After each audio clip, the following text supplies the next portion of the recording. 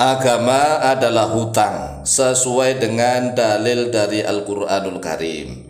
Ini adalah pernyataan yang benar 100% benar, karena memang agama adalah hutang piutang dengan Allah.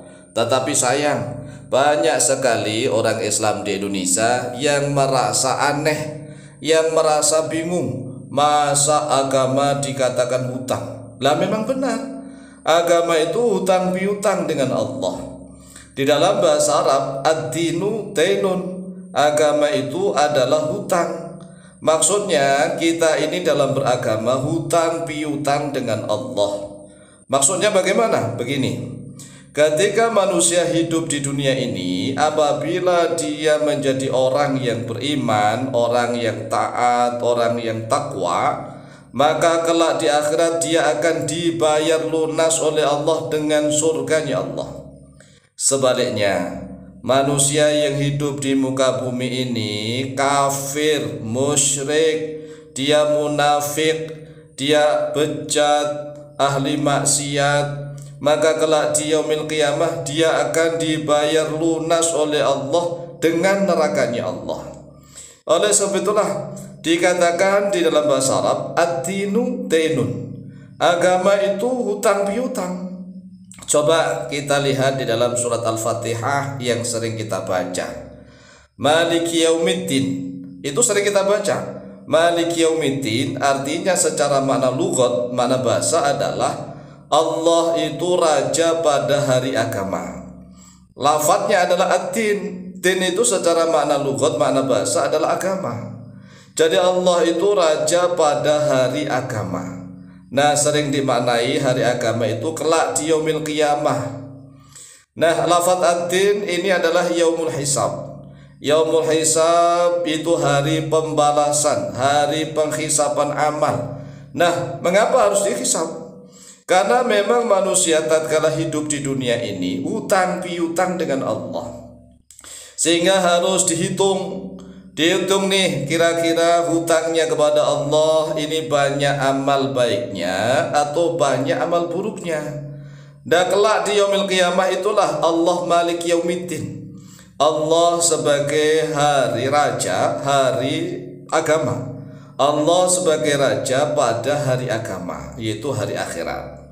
Sehingga jelas sekali bahwa memang secara makna lughat, makna bahasa, ad-dinu dainun. Nah, lafadz ad-dinu dainun dari fi'il madinya sama, dana, dal alif nun, dana. Kemudian mudhari'nya yadinu, dana yadinu. Kemudian menjadi masdar, kalau dalnya itu di fathah, dainun. Dainun artinya hutang.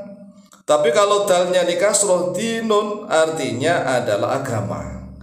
Jadi walaupun toh dal ya nun tergantung membacanya. Kalau dalnya di fathah dibaca fathah dainun, maka artinya hutang piutang. Tetapi kalau dalnya di kasroh dinun artinya agama.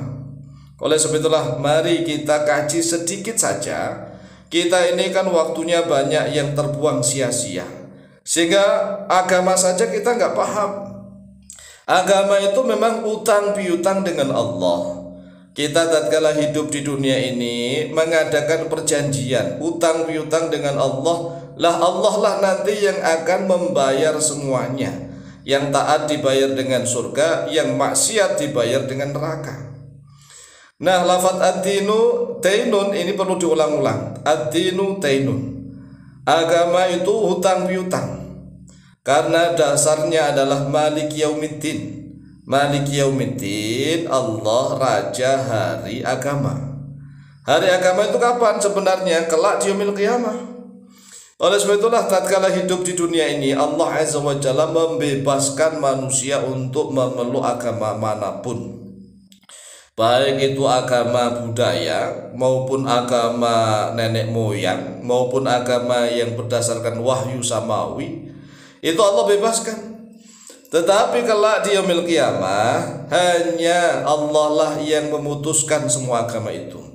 Allah mengatakan Malik Yaumiddin, Allah raja pada hari agama. Tana yadinu dainun, tana yadinu dinun. ini dari kata yang sama. Nah, di dalam Al-Qur'anul Karim, kalau kita mengartikan agama, kadang-kadang menggunakan lafadz din. Ad-din itu agama. Kadang-kadang menggunakan lafadz millah, millata Ibrahim misalnya. Itu agama. Jadi ada din, ada millah. Kadang-kadang menggunakan syariah, syara'a lakum. Syariah. Syariat itu juga bermakna agama. Nah, kadang-kadang menggunakan kata sunnah. Ya sunana man kana qablakum, sunanar rasul, sunanar rusuli. Adanya sunnah rasul itu agama. Jadi agama itu dalam bahasa Arab ya, kembali lagi, din agama, millah agama, syariah juga agama, sunnah itu juga agama. Karena memang peraturan-peraturan yang Allah buat ataupun yang dibuat oleh rasul-rasulnya itu juga bisa disebut sebagai agama. Oleh sebab itulah sekali lagi kita nggak boleh heran ya kalau ada orang mengatakan bahwa agama adalah hutang. Ya memang kenyataan begitu. Makanya saya bilang benar 100%. Benar 100% bahwa agama itu adalah hutang piutang antara manusia dengan Tuhannya. Oleh sebab itulah mari kita mengadakan perjanjian dengan Allah itu kita benar-benar konsisten. Konsisten maksudnya bagaimana? Kita hidup di dunia ini kan sudah tahu bahwa tidak akan selamanya. Setiap manusia itu sudah sadar bahwa dia tidak akan hidup selamanya. Hanya saja manusia yang benar-benar langsung mempersiapkan bekal untuk menghadap Tuhannya nanti jarang sekali.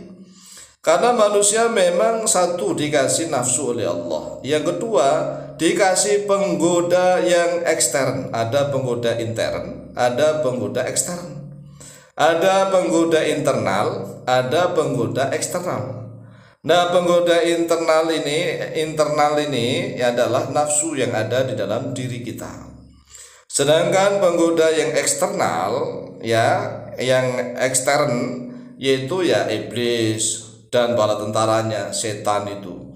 Inilah kita sebagai manusia hendaklah senantiasa eling lan waspada. Itu yang sering disampaikan oleh Wali Songo zaman dahulu. Sak beja-bejane wong kang lali lan sak beja-bejane wong kang lali, luwe bejo wong kang eling lan waspada. Artinya semujur-mujurnya orang yang lupa, itu tetap masih muncul orang yang senantiasa ingat dan senantiasa waspada. Oleh sebab itulah mari cambuk diri kita untuk mempelajari agama Islam dengan sebaik-baiknya. Demikian jawaban kami, semoga manfaat dan barokah, lebih dan kurangnya mohon maaf. Wallahu taala a'lamu bishawab.